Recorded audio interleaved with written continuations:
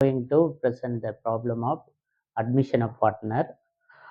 This problem for A and B are partners sharing profit and losses in the ratio of 3:2 on 31st March 2024. The balance sheet was as follows. The liability side creditors general reserve 1,50,000, capital A is capital, B capital, asset side cash in hand, cash at bank, debtors, stock, building, machinery, goodwill. இதில் இந்த ரிசர்வை வந்து old பார்ட்னருடைய ரேஷியோவில் share பண்ணி கொடுக்கணும். அடுத்து asset சைடில் goodwill இருக்கு இல்லையா 50,000. இந்த 50,000 ஆஃப் குட்வில்ல நம்ம என்ன பண்ணோம்னா ஓல்டு பார்ட்னர் ரேஷியோவில் நம்ம லைபிலிட்டி பார்ட்னர் கேபிட்டல் அக்கௌண்ட்டில் டெபிட் சைடில் ஷேர் பண்ணி கொடுக்கணும். என்ன ரேஷியோவில் அப்படின்னு பார்த்தீங்கன்னா ஓல்டு பார்ட்னர் கேபிட்டல் அக்கௌண்ட்டில் they admit C as a partner with effect from 1st April 2024. So இந்த ப்ராப்ளத்தில் பார்த்தீங்கன்னா A and B is a existing partner C is a new partner. So இதனால் இதை நம்ம என்னன்னு சொல்கிறோம், அட்மிஷன் ஆஃப் பார்ட்னர் அப்படின்னு சொல்கிறோம். ஒரு எக்ஸிஸ்டிங் பார்ட்னர் A and Bன்னு இருக்காங்க, C நியூவாக ஜாயின் பண்ணியிருக்காங்க. அதனால இந்த ப்ராப்ளத்தை நம்ம அட்மிஷன் ஆஃப் பார்ட்னர்னு சொல்கிறோம். இந்த அட்மிஷன் ஆஃப் பார்ட்னரில் C உள்ள என்ட்ரு ஆகும்போது, இந்த பிஸ்னஸில் இந்த ஃபோமில் என்ட்ரு ஆகும்போது அவர் 1/3 ஷேரை வந்து என்ன பண்ணுறாரு, தன்னுடைய ப்ராஃபிட்லேருந்து ரிசீவ் பண்ணுறதா சொல்லியிருக்காங்க ஃபாலோயிங் டேர்ம்ஸ். அப்போ அந்த ஃபாலோயிங் டேர்ம்ஸில் என்ன இருக்குன்னா C will bring in 5 lakh as capital. அப்போ இதில் C கொண்டு வந்த கேபிட்டல் எவ்வளோன்னு பார்த்தீங்கன்னா 5 lakhs. சியோட நியூ கேபிட்டல் 5 lakhs இருக்குது. And 2 lakh on his shares of goodwill. அவர் 2 lakh வந்து குட்வில்னு சொல்கிறாங்க. But he contributed only 1,20,000. அப்போ இந்த கான்ட்ரிபியூஷன் ஆஃப் கேபிட்டல் அப்படின்னு குட்வில்னு பார்த்தீங்கன்னா 1,20,000 தான் எடுத்துக்கணும். 2 lakh வந்து நம்ம என்ன பண்ணக்கூடாது, எடுக்கக்கூடாது. Building and machinery to be depreciated by 5%. இப்போ இது வந்து இந்த பில்டிங் அண்ட் மெஷினரி அப்படிங்கிறத நம்ம டேஞ்சபிள் அசட்டுன்னு சொல்லுவோம். டேஞ்சபிள் அசட்டை நம்ம என்ன பண்ணோம்னா ரீவேல்யூவேஷன் அக்கௌண்ட்டு கொண்டு வரணும். இப்போ இந்த ரீவேல்யூவேஷன் அக்கௌண்ட்டு கொண்டு வரும்போது இது டெப்ரிஷியேட் ஆகிருக்கும்போது ரீவேல்யூவேஷன் அக்கௌண்ட்டில் டெபிட் சைடில் வரும். எவ்வளோ அமௌண்ட்னா அந்த 5% ஆன் பில்டிங்லேருந்து எடுத்துக்கணும் அண்டு மெஷினரியிலேருந்து எடுத்துக்கணும். அப்போ இது ரீவேல்யூவேஷன் அக்கௌண்ட்டில் வந்துடும். எப்பயுமே கேபிட்டலை ரீவேல்யூ பண்ண முடியாது. சியோட கேபிட்டல் வராது, சியோட குட்வில் கொண்டு வந்த குட்வில் வராது. அதில் நம்ம எங்கே ட்ரான்ஸ்ஃபர் பண்ணோம் அப்படின்னா partner capital account. So first adjustment 1 இருக்கு இல்லையா, அந்த 1 வந்து நியூ பார்ட்னருடைய கேபிட்டல் அக்கௌண்ட்டு கொண்டு போயிருக்கணும். குட்வில் அப்படிங்கிறது நியூ பார்ட்னருடைய ஷேர் பண்ணிக்கணும். எக்ஸிஸ்டிங் பார்ட்னருடைய எக்ஸிஸ்டிங் ரேஷியோவில் நம்ம ஷேர் பண்ணிக்கலாம். பில்டிங் அண்ட் மெஷினரி மட்டும் நம்ம ரீவேல்யூஷன் அக்கௌண்ட்டு கொண்டு வரணும். ஸ்டாக் டு பி ரீவேல்யூடு அட் 4 lakhன்னு சொல்லியிருக்கான். அப்போ பேலன்ஸ் ஷீட்டில் ஸ்டாக்கோட வேல்யூ 3 lakh இருக்குது. இந்த அட்ஜஸ்ட்மெண்ட் தேர்டில் ஸ்டாக்கோட வேல்யூ 4 lakh இருக்குது. அப்போ 1 lakh வந்து அப்ரிஷியேட் ஆகிருக்கு. அதை அப்ரிஷியேட் ஆகும்போது ரீவேல்யூஷன் அக்கௌண்ட்டில் அது கிரெடிட் சைடில் வரும். எங்கே இருக்குன்னா கிரெடிட் சைடில் வரும். அப்போ இந்த ரீவேல்யூஷன் அக்கௌண்ட்டில் கிரெடிட் சைடில் கொண்டு வரணும். There is an unrecorded computer value at 75,000 கொடுத்துருக்கான். அண்ட் ஃபர்னிச்சர் வேல்யூ அட் 45,000 சொல்லியிருக்கான். இப்போ இதில் வந்து அன்ரெக்கார்டட்னு சொல்லும்போது பேலன்ஸ் ஷீட்டில் இந்த கம்ப்யூட்டரோட வேல்யூவும் ஃபர்னிச்சரோட வேல்யூவும் என்ட்ரியில் இல்லை. இப்போ அட்ஜஸ்ட்மெண்ட் பண்ணும்போது அவங்க நியூவாக அதை கண்டுபிடிச்சிருக்காங்க. இதனால இது அன்ரெக்கார்டுன்னு சொல்கிறான். அப்போ அந்த அசட்டோட வேல்யூ இப்போ அப்ரிஷியேட் ஆகுது.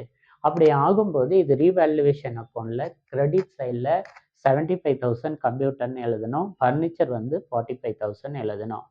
அடுத்து லாஸ்ட் அட்ஜஸ்ட்மெண்ட் என்ன சொல்லியிருக்கான்னா 1 month salary of 30,000 is outstanding அப்படின்னு சொல்கிறான். அப்போ இந்த அவுட்ஸ்டாண்டிங் பார்ட்னர் இது ரீவேல்யூவேஷன் அக்கௌண்ட்டில் டெபிட் சைடில் வரும். அவுட்ஸ்டாண்டிங்கிறது எங்கே வரும், பார்ட்னர் ரீவேல்யூவேஷன் அக்கௌண்ட்டில் டெபிட் சைடில் வரும். சரியா? Prepare the revaluation account, bank account, capital account of partners and the balance sheet after the admission of C. இப்போ நம்ம பார்க்கக்கூடிய பேலன்ஸ் ஷீட் ஏ அண்டு பியோட பேலன்ஸ் ஷீட். இப்போ நம்ம நியூவாக ப்ரிப்பேர் பண்ணக்கூடியது இன்க்ளூடிங் சி பார்ட்னராக உள்ள என்ட்ரி ஆன உடனே ஒரு நியூ பேலன்ஸ் ஷீட்டை ப்ரிப்பேர் பண்ண சொல்லியிருக்கான். அப்போ இந்த ப்ராப்ளத்தில் நம்ம என்ன பண்ணோம் அப்படின்னா ஃபஸ்ட்டு வந்து நம்ம நியூ ரேஷியோ கண்டுபிடிக்கணும். ஓல்டு ரேஷியோ இருக்குது, நியூ ரேஷியோவை கண்டுபிடிக்க போகிறோம். செகண்ட் வந்து ரீவேல்யூஷன் அக்கௌண்ட் கண்டுபிடிக்க போகிறோம். தேர்டு வந்து பார்ட்னர் கேபிட்டல் அக்கௌண்ட்டை ப்ரிப்பேர் பண்ண போகிறோம். அடுத்து பேங்க் அக்கௌண்ட், ஃபோர்த் ஒன் என்ன அக்கௌண்ட் ப்ரிப்பேர் பண்ண போகிறோம்? பேங்க் அக்கௌண்ட் ப்ரிப்பேர் பண்ண போகிறோம். Fifth one new balance sheet or consolidated balance sheet அப்படின்னு ஒரு பேலன்ஸ் ஷீட்டை ப்ரிப்பேர் பண்ண போகிறோம். இந்த பேலன்ஸ் ஷீட்டில் சி நியூவாக என்ட்ராயிருப்பார். இதனால இதை நம்ம அட்மிஷன் ஆஃப் பார்ட்னர் அப்படின்னு சொல்கிறோம். சரியா? அப்போ நம்ம ஃபஸ்ட்டு இதில் நியூ ரேஷியோ பார்க்க போகிறோம். இந்த ரேஷியோவில் ஓல்டு ரேஷியோ அப்படின்னு ஒன்று கொடுத்துருக்கான். என்ன ரேஷியோன்னு கொடுத்துருக்கான்? Old ratio. இந்த ஓல்டு ரேஷியோங்கிறது யாரோடது? ஏ அண்டு பியோடது. ஏவோட ஷேர் எவ்வளோ இருக்கு பாருங்க. ஏவோடது 3/5.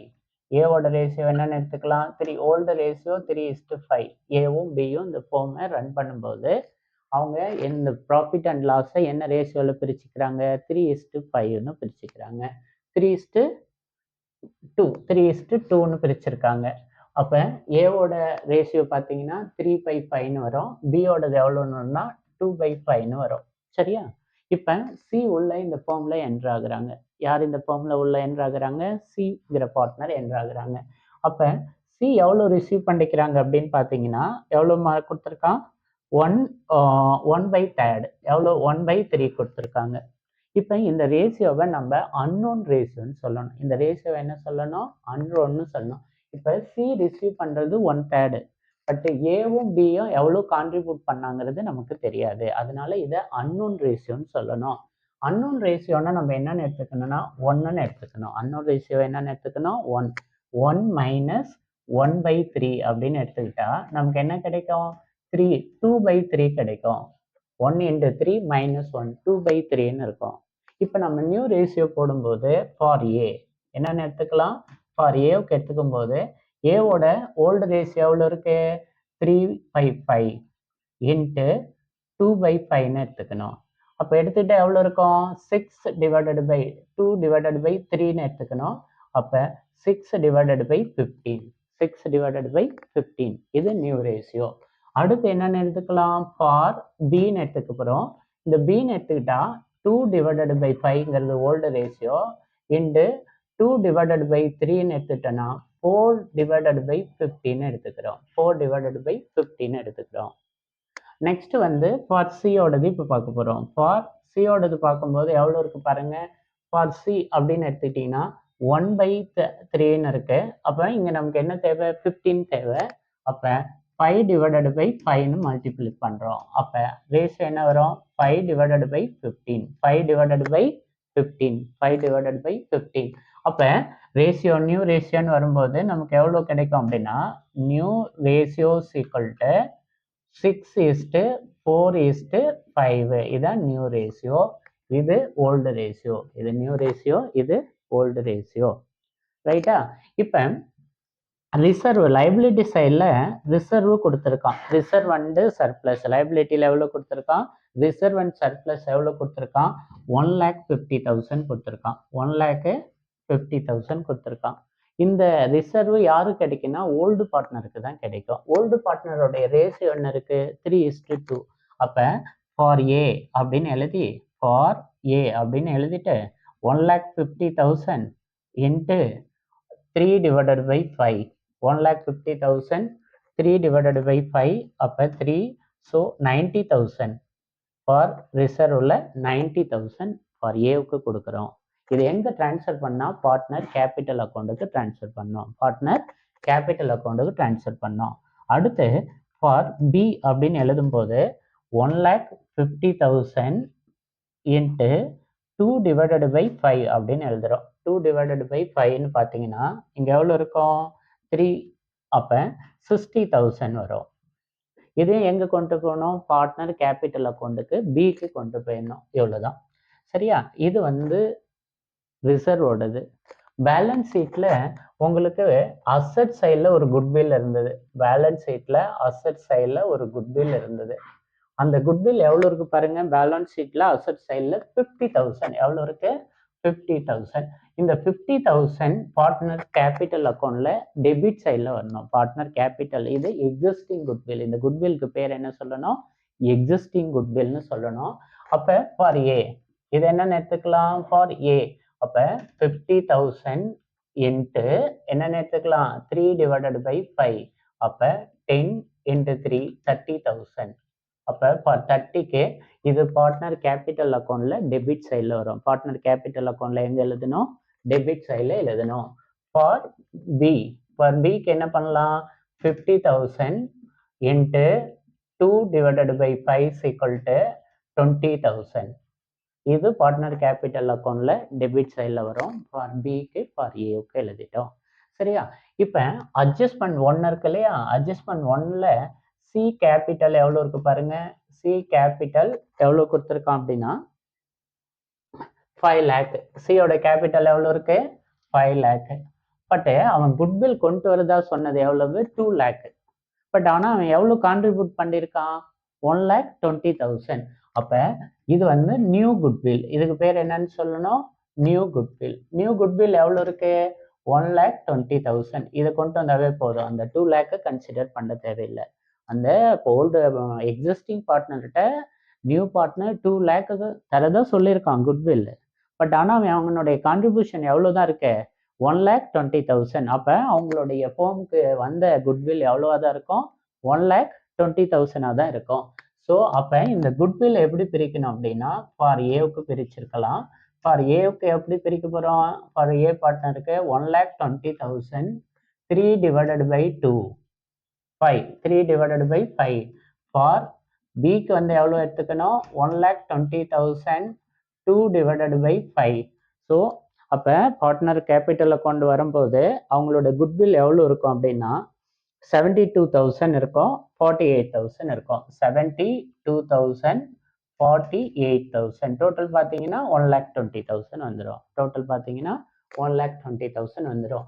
இப்போ நம்ம பார்த்த எல்லாமே நமக்கு ஒர்க்கிங் நோட்ஸ். நம்ம ரீவேல்யூஷன் அக்கௌண்ட் ப்ரிப்பேர் பண்ணுறதுக்கும் கேபிட்டல் அக்கௌண்ட் ப்ரிப்பேர் பண்ணுறதுக்கான ஒர்க்கிங் நோட்ஸ். இப்போ நான் என்ன பண்ண போகிறேன் அப்படின்னா ரீவேல்யூவேஷன் அக்கௌண்ட்டை ப்ரிப்பேர் பண்ண போகிறேன். ரீவேல்யூவேஷன் அக்கௌண்ட்டை ப்ரிப்பேர் பண்ணுறோம். ரீவேல்யூவேஷன் அக்கௌண்ட்டை ப்ரிப்பேர் பண்ணுறோம். இந்த ரீவேல்யூஷன் அக்கௌண்ட்டை ப்ரிப்பேர் பண்ணுறதுக்கு முன்னாடி நம்ம அட்ஜஸ்ட்மெண்ட்டை பார்க்கணும். இதில் ஃபஸ்ட்டு அட்ஜஸ்ட்மெண்ட் பாருங்கள். சி கேபிட்டல் கொண்டு வந்திருக்கான், அது வராது. குட்வில் கொண்டு வந்திருக்கான், வராது. செகண்டில் என்ன இருக்குது? பில்டிங். என்னென்ன இருக்குது? பில்டிங். அப்போ இங்கே என்னென்ன எழுதணும்னா to depreciation on building. To depreciation on building அப்படின்னு எழுதணும். அப்போ பில்டிங்கோட வேல்யூ எவ்வளோ இருக்குது? பில்டிங்கோட வேல்யூ 5 lakh. 5 lakhக்கு 5%. 5 lakh இன்ட்டு 5 divided by 100. அப்போ எவ்வளோ வரும்? 25,000. எவ்வளோ வந்திருக்குன்னா 25,000 வந்திருக்கும். Right. Next to depreciation on. To depreciation on machinery. To depreciation on machinery. மெஷினரியோட வேல்யூ எவ்வளோ இருக்கு? 2 lakh. இப்போ மெஷினரியோட வேல்யூ எவ்வளோ இருக்கு பாருங்க? 2 lakh. இந்த 2 lakhக்கு எவ்வளோ பர்சன்டேஜ் கொண்டு வரணும்? 5%. அப்போ எவ்வளோ வரும்? 10,000. எவ்வளோ இருக்கும்? 10,000. டு டெப்ரிசியேஷன் எவ்வளோ இருக்கு? 10,000 வந்துடும். இப்போ ஸ்டாக் பார்க்கணும். ஸ்டாக் வந்து பேலன்ஸ் ஷீட்டில் 3 lakh கொடுத்துருக்கான். அட்ஜஸ்ட்மெண்ட்ல எவ்வளோ கொடுத்துருக்கான்? 4 lakh கொடுத்துருக்கான். அப்போ 1 lakh என்ன இருக்கு? அப்ரிஷியேட் ஆகுது. 1 lakh என்ன இருக்கு? அப்ரிஷியேட் ஆயிருக்கு. அப்போ பை ஸ்டாக்னு எழுதிக்கோங்க. ஸ்டாக்குங்கிறது எவ்வளோ இருக்கு? 4 lakh மைனஸ் 3 lakh. அப்போ எவ்வளோ அதிகமாக இருக்குன்னா 1 lakh. ஸ்டாக்கோட வேல்யூ எவ்வளோ அதிகமாக இருக்கு? 1 lakh. அடுத்து பார்த்தீங்கன்னா இந்த அன்ரெக்கார்டட் கம்ப்யூட்டர் வேல்யூ கொடுத்துருக்கான். கம்ப்யூட்டர் வந்து பேலன்ஸ் ஷீட்டில் கிடையாது, நியூவாக கண்டுபிடிச்சிருக்காங்க. அப்போ அது ஃபுல் வேல்யூ அப்படியே எடுத்துக்கலாம். கம்ப்யூட்டர் எவ்வளோ இருக்கு? கம்ப்யூட்டர் 75,000. கம்ப்யூட்டர் 75,000. அடுத்து ஃபர்னிச்சர் எவ்வளோ கொடுத்துருக்காங்க? 45,000. ஓகே. அடுத்து லாஸ்ட் அட்ஜஸ்ட்மெண்ட் வந்து 1 month அவுட்ஸ்டாண்டிங், சேலரி அவுட்ஸ்டாண்டிங். அப்போ ரீவேல்யூஷன் அக்கௌண்ட்ல டெபிட்ல வரும். அப்போ to outstanding salary. To outstanding salary எவ்வளவுனா 30,000. ஓகே. இனிமேலுக்கு அட்ஜஸ்ட்மெண்ட்ல நம்ம எதுவும் கொண்டு வர மாதிரி எதுவும் கிடையாது. அவ்வளோதான். இப்போ இந்த ரீவேல்யூவேஷன் அக்கௌண்ட்டில் பார்த்தீங்கன்னா கிரெடிட் சைட் பேலன்ஸ் அதிகமாக இருக்குது. கிரெடிட் சைடில் எவ்வளோ இருக்குது பார்த்தீங்க அப்படின்னா 1,30,5 பேலன்ஸ் 1 8 8 4 12 மீதி 1 எவ்வளோ இருக்குது 2,20,000 எவ்வளோ இருக்குது 2,20,000. இப்போ டெபிட் சைடில் கொண்டு வந்து அட்ஜஸ்ட் பண்ணுறோம். இப்போ டெபிட் சைடில் அட்ஜஸ்ட் பண்ணும்போது 2,20,000 நமக்கு எவ்வளோ இருக்குது பார்த்தீங்க அப்படின்னா 30 40 40 25 65,000 தான் வந்திருக்கு. ஓகேவா? அப்போ 2,25,000 மைனஸ் 65,000 2,20,000 சாரி 2,20,000. So 5,000 11 5 okay 1,55,000 1,50,000. அப்போ இது ரீவேல்யூவேஷன் ப்ராஃபிட்ஸ் ஈக்குவல் டு எவ்வளோ இருக்கு 1,55,000 1,55,000. இந்த 1,50,000 யாருக்கு பிரித்து கொடுக்கணும் அப்படின்னா எக்ஸிஸ்டிங் பார்ட்னருக்கு பிரித்து கொடுக்கணும்.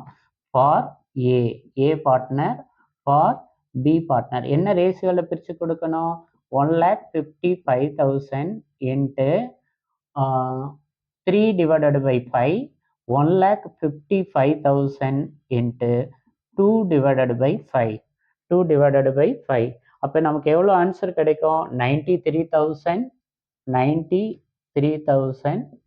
இவங்களுக்கு எவ்வளோ கிடைச்சிருக்கு 62,000 93,000 into 62,000 டோட்டல் 1,55,000. இதுதான் ரீவேல்யூவேஷன். அப்போ இந்த ரீவேல்யூவேஷன் அக்கௌண்ட்டை நமக்கு ப்ரிப்பேர் பண்ணும்போது ரீவேல்யூவேஷன் ப்ராஃபிட் கிடைச்சிருக்கு. இந்த ப்ராஃபிட்டை ஓல்டு பார்ட்னர் எக்ஸிஸ்டிங் பார்ட்னருக்கு கொடுக்கணும். என்ன ரேஷியோவில் கொடுக்கணும்னா 3:2ன்னு கொடுக்கணும். அப்போ 93,000 62,000 போட்டோம். இப்போ நம்ம என்ன பண்ண போகிறோம்னா பார்ட்னர்ஸ் கேபிட்டல் அக்கௌண்ட். இப்போ நம்ம என்ன அக்கௌண்ட் ப்ரிப்பேர் பண்ண போகிறோம்னா பார்ட்னர் கேபிட்டல் அக்கௌண்ட் ப்ரிப்பேர் பண்ண போகிறோம். இந்த பார்ட்னர் கேபிட்டல் அக்கௌண்ட் ப்ரிப்பேர் பண்ணும்போது A capital B capital C capital A capital B capital C capital அப்படின்னு ப்ரிப்பேர் பண்ணுறோம். அப்படி ப்ரிப்பேர் பண்ணும்போது இப்போ ஓல்டு பார்ட்னருடைய பேலன்ஸ் ஃபிகர் இருக்கு இல்லையா, அப்போ இங்கே என்னென்னு எடுத்துக்கணும் by balance B by D by balance B by டின்னு எடுத்துக்க போகிறோம். அப்போ பை பேலன்ஸ் பி பை டின்னு எடுத்துக்கும் போது ஏவோட கேபிட்டல் எவ்வளோ இருக்குன்னா 8 lakh இருக்கு. ஏவோட கேபிட்டல் 8 lakh, பியோட கேபிட்டல் 4 lakh பியோட கேபிட்டல் 4 lakh. இவர் அட்மிஷன் ஆஃப் நியூ பார்ட்னரை அதனால இங்கே எழுதக்கூடாது. அதை டைரெக்டாக அடுத்து என்னென்னு எழுதணும்னா பை பேங்க்னு எழுதலாம். பை பேங்க்னு எழுதி அவர் எவ்வளோ கேபிட்டலில் கொண்டு வந்திருக்காரு அப்படின்னு பார்த்தீங்கன்னா 5 lakh. நியூ பார்ட்னர் கொண்டு வந்த கேபிட்டல் எவ்வளவு 5 lakh.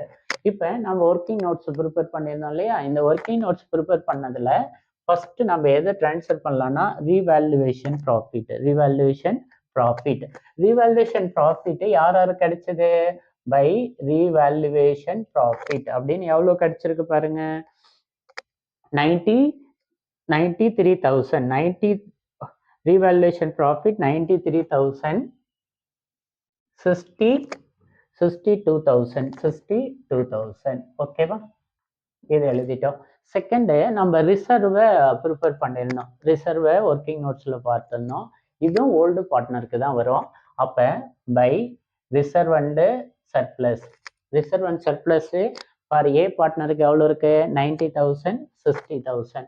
அப்போ இங்கே எவ்வளோ எழுதலாம் 90,000, இங்கே எவ்வளோ எழுதலாம் 60,000 எழுதிட்டோம். ஓகேவா. இப்போ குட்வில் நியூ குட்வில் இருக்கு இல்லையா, நியூ குட்வில் நான் ப்ரிப்பேர் பண்ணி கொடுத்துருந்தேன். எவ்வளோ இருக்கு 1,20,000. நியூ குட்வில் எவ்வளோ இருக்கு 1,20,000. இது அட்ஜஸ்ட்மெண்ட் ஏவில் இருக்கு. அட்ஜஸ்ட்மெண்ட் 1ல் 2 lakh குட்வில் கொண்டு வரதா சொல்லியிருந்தான். பட் அவனோட கான்ட்ரிபியூஷன் எவ்வளோ இருந்தது 1,20,000 தான் இருந்தது. அப்போ அந்த 1,20,000 ஓல்டு ரேஷியோவில் நம்ம ப்ரிப்பேர் பண்ணும்போது நமக்கு எவ்வளோ வந்திருக்கு அப்படின்னா 72,048,000 ஓகேவா. அப்போ சார் எக்ஸிஸ்டிங் ஒரு குட்வில் இருக்கு அப்படின்னு பார்த்தீங்கன்னா இந்த குட்வில் வந்து பேலன்ஸ் ஷீட்டில் இருக்கு. அதனால இதை எக்ஸிஸ்டிங் குட்வில்னு சொல்கிறோம், இதை நியூ குட்வில்னு சொல்கிறோம். நியூ குட்வில்ல பார்ட்னர் கேபிட்டல் அக்கௌண்ட்ல கிரெடிட்டில் எழுதிட்டோம்.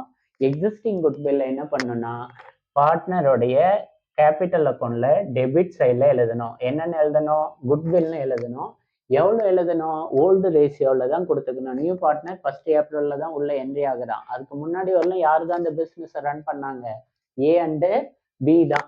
அப்போ அவங்களுக்கு தான் அந்த 50,000 குட்வில் சேரும். அப்போ இங்கே எவ்வளோ எழுதலாம்?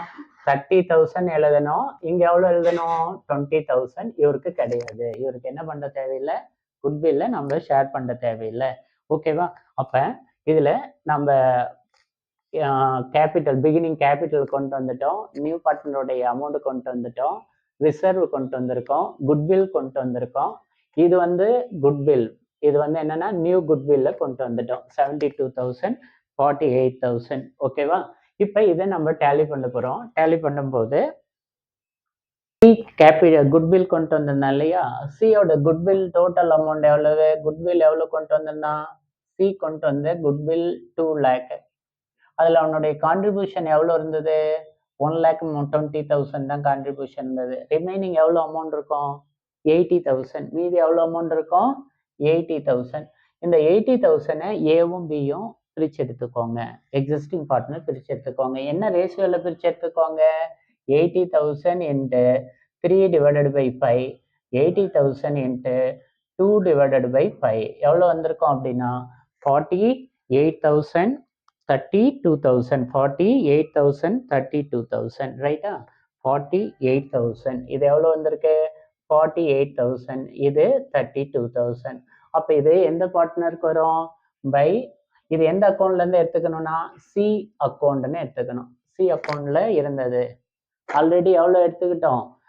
90,000, 72,000, 40,000 குட்வில்னு எடுத்துக்கிட்டோம். இப்போ இது பேலன்ஸ் இருக்கக்கூடிய 80,000 சி கேபிட்டல்னு எழுதி எவ்வளோ எடுத்துக்கலாம்?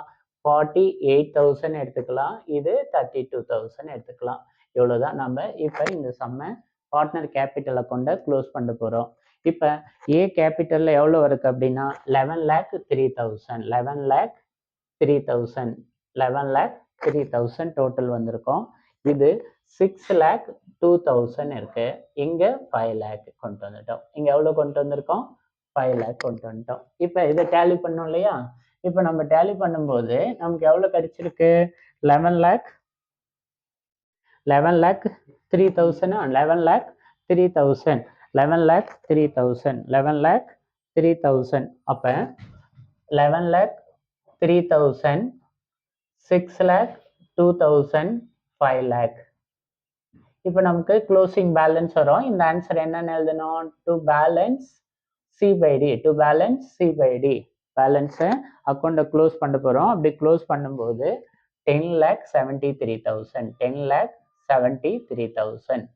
நெக்ஸ்ட்டு 5,82,000, 5,82,000. 6,02,000லேருந்து 20,000 லெஸ் பண்ணால் 5,82,000 வந்துடும். இப்போ நம்ம எவ்வளோ எடுத்துக்க போகிறோம்னா 5 lakh. இது டு பேலன்ஸ் இங்கே பி பை டின்னு ஸ்டார்ட் பண்ணியிருக்கோம்.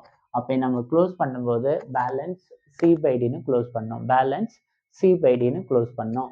இப்போ இது அட்மிஷன் ஆஃப் பார்ட்னருங்கிறதுனால நம்ம நியூவாக என்ன பண்ணோம்னா ஒரு அக்கௌண்ட், பேங்க் அக்கௌண்ட்னு ஒரு அக்கௌண்ட்டை கிரியேட் பண்ணோம். அப்புறம் தான் நம்ம பேலன்ஸ் ஷீட்டை கிரியேட் பண்ணோம். அப்போ இதெல்லாம் ஒர்க்கிங் நோட்ஸ் போட்டோம். ஃபர்ஸ்ட் ரீவேல்யூஷன் அக்கௌண்ட் ப்ரிப்பேர் பண்ணோம். Second partner capital account prepare பண்ணோம். இப்போ பேங்க் அக்கௌண்ட் ப்ரிப்பேர் பண்ணியிருக்கோம். இப்போ பேங்க்ல இருக்கக்கூடிய பேலன்ஸ் எவ்வளோனா to balance B by D. பேங்க்ல to balance B by D எவ்வளோ இருக்கு பார்த்தீங்க அப்படின்னா எவ்வளோ இருக்குன்னா 5,75,000, 5,75,000. அது மட்டும் எடுத்துக்கோங்க. இப்போ இதில் சி என்ன கொண்டு வந்தாங்க? கேபிட்டல் கொண்டு வந்திருந்தாங்க. அப்போ சி கேபிட்டல் எவ்வளவு? 5 lakh. சியோட கேபிட்டல் எவ்வளோ இருக்கும்? 5 lakh கொண்டு வந்துருங்க. சரியா? நெக்ஸ்ட் இந்த சியோட குட்வில் நம்ம அவரோட கான்ட்ரிபியூஷன் எவ்வளோ இருந்தது? குட்வில் 1,20,000, 1,20,000. இது மட்டும்தான் பேங்க் அக்கௌண்ட்ல வரும். இப்போ அந்த நியூ பார்ட்னர் அந்த ஃபோமுக்குள்ள வரும்போது தன்னுடைய கேபிட்டலை பேங்க்ல டெபாசிட் பண்ணிடுவான்னு அர்த்தம். மீன் பண்ணிக்க வேண்டியதான். குட்வில் 1,20,000 அவனுடைய கான்ட்ரிபியூஷன் இருக்கு. ஆல்ரெடி அவங்களோட ஓப்பனிங் பேலன்ஸ் எவ்வளோ இருக்கு? பேங்க் அக்கௌண்ட்ல 5,75,000 இருக்கு. அப்போ டோட்டல் பண்ணால் நமக்கு எவ்வளோ கிடைக்கும் அப்படின்னா 11,95,000. எவ்வளோ கிடைச்சிருக்கோம்? 11,95,000, 11,95,000. 5, 7 + 2 9, 10 + 1 11,95,000. அப்போ இது இங்கே க்ளோஸ் பண்ணலாம். 11,95,000. அப்போ இங்கே என்னென்னு எழுதலாம்? By balance C by D 11,95,000. இப்போ நம்ம பேலன்ஸ் ஷீட்டுக்கு ட்ரான்ஸ்ஃபர் பண்ணும்போது இந்த அமௌண்ட்டை பேங்க் அக்கௌண்ட்டில் காட்டணும். பேலன்ஸ் ஷீட்டை ட்ரான்ஸ்ஃபர் பண்ணும்போது இந்த அமௌண்ட்டை ட்ரான்ஸ்ஃபர் பண்ணணும். இப்போ நம்ம என்ன பண்ண போகிறோம்? அடுத்து பேலன்ஸ் ஷீட்டை ப்ரிப்பேர் பண்ண போகிறோம். எந்த அக்கௌண்ட் பேலன்ஸ்னா நியூ பேலன்ஸ் ஷீட். இந்த new balance sheet or consolidated balance sheet அப்படின்னு அர்த்தம். அப்போ இந்த நியூ பேலன்ஸ் ஷீட்டுக்குள்ள கன்சாலிடேட்டட் பேலன்ஸ் ஷீட்டுக்குள்ள யார் இருப்பாங்கன்னா சிங்கிற பார்ட்னரும் உள்ள என்ட்ரு ஆயிடுவாங்க. சரியா? அப்போ உள்ள என்ட்ரு ஆகும்போது இப்போ நம்ம என்ன பண்ண போறோம்னா அதில் பாருங்க கிரெடிட்டார்ஸ் ஒரு அமௌண்ட் இருக்கு. கிரெடிட்டார்ஸ் எவ்வளோ இருக்கு கொடுத்துருக்கான் பார்த்தீங்கன்னா கிரெடிட்டார்ஸ் 3,50,000. 3,50,000. இந்த அட்ஜஸ்ட்மெண்ட்ல பார்த்தீங்கன்னா அவுட்ஸ்டாண்டிங் சேலரி கொடுத்துருக்கான். அவுட்ஸ்டாண்டிங் சேலரி 1 month கொடுத்துருக்கான். அது எவ்வளோன்னா 30,000. அவுட்ஸ்டாண்டிங் சேலரி எவ்வளோ இருக்கு? 30,000. இப்போ இந்த பேலன்ஸ் ஷீட்டில் கிரெடிட்டர் எழுதிட்டோம். ரிசர்வ் வராது. ஏன்னா அந்த ரிசர்வ் 1,50,000 பார்ட்னர் கேபிட்டல் அக்கௌண்ட்ல நம்ம பிரித்து கொடுத்துட்டோம். ரிசர்வ் வந்து என்ன பண்ணிட்டோம்?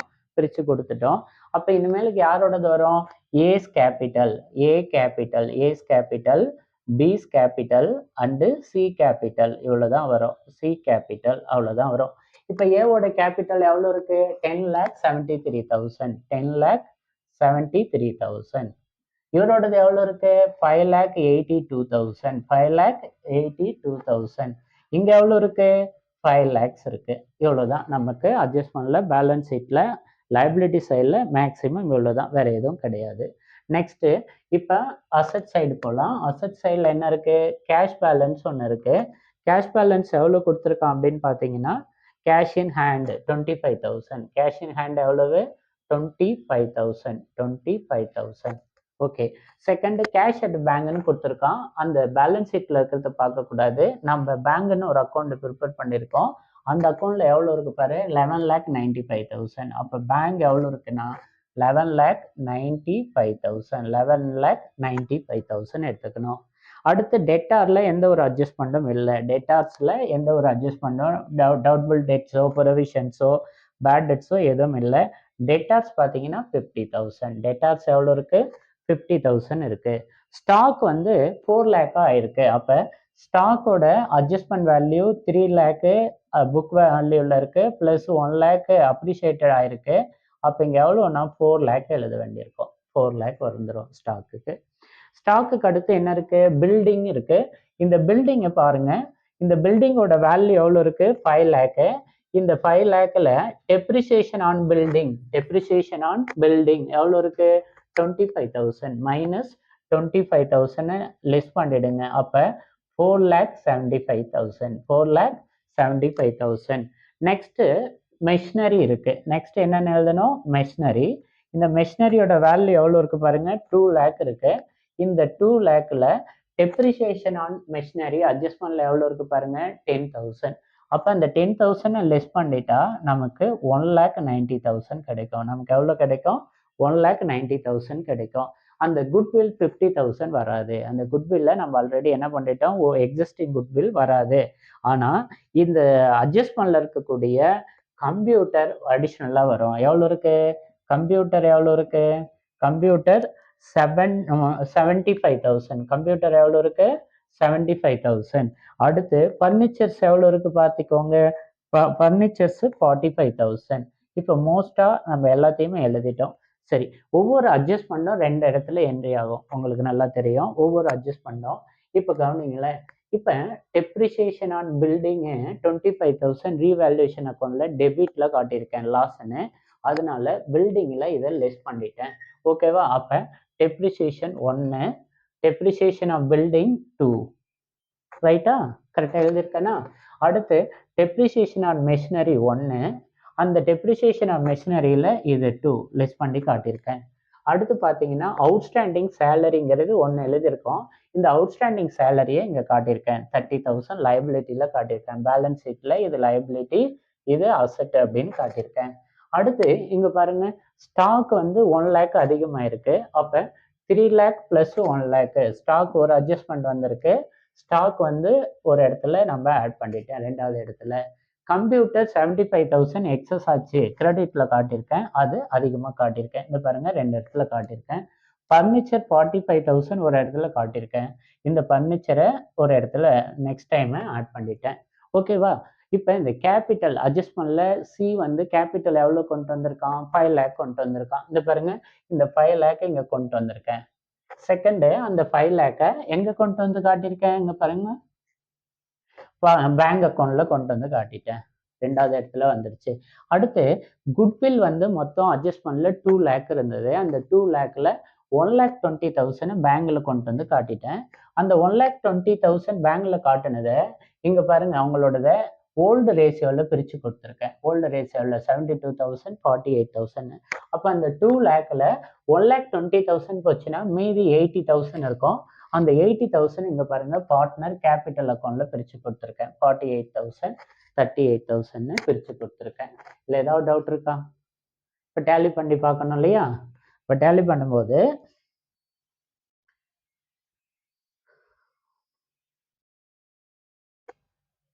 Okay, cash in hand 25,000, bank account 11,95,000, stock 4 lakh, building 4,75,000, 4,75,000, computer 75,000, 1,90,000, building 4,75,000, machinery 1,90,000. Current அக்கௌண்ட்ல எவ்வளோ பேலன்ஸ் இருந்தது? எக்ஸஸ் இது 2 இடத்துல காட்டணும் இல்லையா? இந்த 80,000 வந்து அட்ஜஸ்ட்மெண்ட்ல காட்டணும் இல்லையா? அப்ப இதுல சி கரண்ட் அக்கௌண்ட் என்ன அக்கௌண்ட் எழுதணும்? சி கரண்ட் அக்கௌண்ட் இங்க எழுதியிருக்கேன் இல்லையா? 48,000 ஒரு டைம் எழுதியிருக்கேன். 48 + 32. அப்ப இங்க எவ்வளவு வரும்? 80,000. இப்ப டேலி பண்ணா நமக்கு ஆன்சர் கரெக்டா வந்துடும். எவ்வளவு ஆன்சர் வரும்னா 25,35,000. 25,35,000. 25,35,000. ஓகே, நன்றா.